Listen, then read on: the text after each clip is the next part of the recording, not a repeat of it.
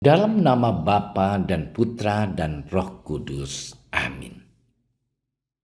Ya Bapa, Tuhan langit dan bumi, kerajaan-Mu Kau wahyukan kepada orang kecil dan rendah hati.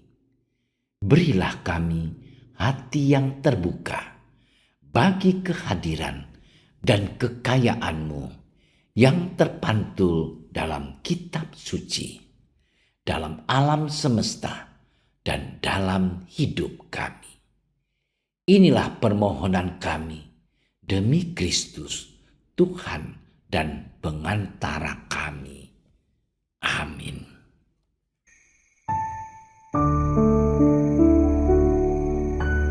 Pada waktu itu, Yesus dan murid-muridnya bersama-sama di Galilea. Ia berkata kepada mereka, "Anak manusia akan diserahkan ke dalam tangan manusia, dan mereka akan membunuh dia. Dan pada hari ketiga, ia akan dibangkitkan." Maka hati murid-muridnya itu pun sedih sekali. Ketika Yesus dan murid-muridnya tiba di Kapernaum, datanglah pemungut bea bait Allah kepada Petrus dan berkata, "Apakah gurumu tidak membayar bea 2 dirham itu?" Jawabnya, "Memang membayar." Dan ketika Petrus masuk rumah, Yesus mendahulinya dengan pertanyaan, "Apakah pendapatmu, Simon? Dari siapakah raja-raja dunia ini memungut bea dan pajak? Dari rakyatnya atau dari orang asing?" Jawab Petrus, "Dari orang asing." Maka kata Yesus kepadanya, "Jadi bebaslah rakyatnya. Tetapi supaya jangan kita menjadi batu sandungan bagi mereka, pergilah memancing ke danau, dan ikan pertama yang kau pancing tangkaplah, dan bukalah mulutnya. Maka engkau akan menemukan mata uang 4 dirham di dalamnya. Ambillah itu dan bayarkanlah kepada mereka, bagiku dan bagimu juga." Demikianlah sabda Tuhan.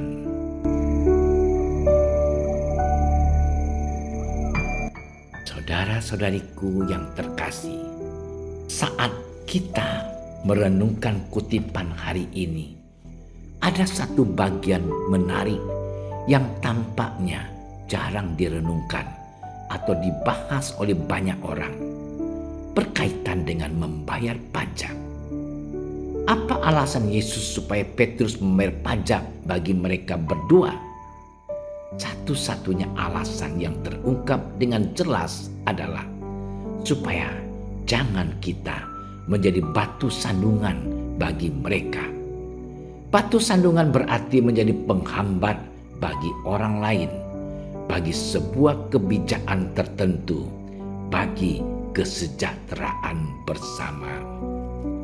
Saudara-saudariku yang dicintai Tuhan, menjadi batu sandungan berarti menghambat orang lain atau kelompok tertentu. Yesus mengingatkan Petrus agar jangan karena hal sederhana membuat mereka justru malah menghambat orang lain, menghalangi orang lain untuk maju dan berkembang. Ketika sebuah kebijakan sudah ditetapkan bersama, maka semua orang wajib untuk menghargai itu dan menjalankan kebijakan tersebut. Bahkan mereka yang berkuasa membuat kebijakan itu juga tidak dapat seenaknya untuk mengubah, atau dia sendiri tidak melaksanakannya. Saudara-saudariku yang terkasih, siapapun yang mengakui dirinya sebagai orang Kristen harus menunjukkan sikap yang dapat menjadi contoh dan teladan yang baik bagi semua orang dalam segala bidang kehidupan. Dalam kutipan hari ini, Yesus menunjukkan yang menaati kehendak Bapa serta menaati peraturan hukum agamawi. Para murid sangat sedih ketika Yesus memberitahukan untuk kedua kalinya akan penderitaan, kematian, dan juga kebangkitannya kelak. Ia akan mengalami kematian oleh tangan manusia demi melakukan kehendak Allah Bapa. Saudara-saudariku yang terkasih, ketika berada di Kapernaum, pemungut bea Bait Allah menanyakan tentang bea yang seharusnya dibayarkan setiap tahun oleh orang-orang Yahudi. Peraturan seperti itu sudah diteruskan oleh umat Yahudi hingga pada zaman Yesus. Yesus adalah pemilik Bait Allah dan seharusnya ia tidak perlu membayar pajak. Namun supaya tidak menjadi batu sandungan, maka Yesus pun membayar pajak itu. Apa yang Yesus lakukan menunjukkan ketaatannya terhadap otoritas. Pertama, otoritas Allah. Yesus dengan taat menyerahkan dirinya mati di tangan orang berdosa. Kedua, otoritas dunia. Yesus tetap taat membayar bea. Ketika ia hadir ke dalam dunia, maka ia juga berada di bawah hukum yang ada di dalam dunia. Dalam hal ini peraturan agama Yahudi. Yesus mengajarkan bagaimana bersikap taat agar tidak menjadi batu sandungan demi kebaikan semua orang. Saudara-saudariku yang dikasihi Tuhan, hidup kita selalu berada di bawah otoritas, baik di bawah otoritas Allah, manusia, peraturan agama, undang-undang negara, maupun otoritas lainnya. Yesus memberikan keteladanan bagi kita tentang bagaimana menaati peraturan yang ada. Sekalipun Yesus sendiri jauh lebih tinggi dari semua hukum agama dan peraturan manusia, sebab Dia adalah Allah. Maka saudara-saudariku yang terkasih, marilah kita menjadi saksi Kristus dengan menjadi pribadi yang taat, sehingga hidup kita tidak menjadi batu sandungan bagi orang lain, melainkan menjadi teladan dan mencerminkan kehadiran Kristus di dalam hidup kita, di dalam diri kita. Hari ini gereja merayakan pesta Santo Dominikus Pengkhotbah Ulung yang banyak mengajak orang yang tersesat untuk kembali pada sumber ajaran iman yang benar, yakni Kristus sendiri. Semoga keberaniannya menghantar jiwa-jiwa pada Kristus menjadi penyemangat juga bagi kita dalam menjadi saksi Kristus yang bijaksana dan taat kepadanya. Tuhan memberkati kita. Ya Tuhan, kami bersyukur atas teladan kebijaksanaan yang Engkau ajarkan kepada kami. Ajarilah kami agar mampu untuk bertindak secara bijaksana, memikirkan apa yang baik bagi banyak orang, dan tidak memaksakan kehendak pribadi. Bantulah kami agar kami mampu untuk bersama-sama bersatu membangun gereja, agar semakin hidup dan berkembang, serta mampu melaksanakan kehendak-Mu. Doa ini kami haturkan ke hadapan-Mu dengan pengantaran Kristus, Sang Penyelamat kami. Amin.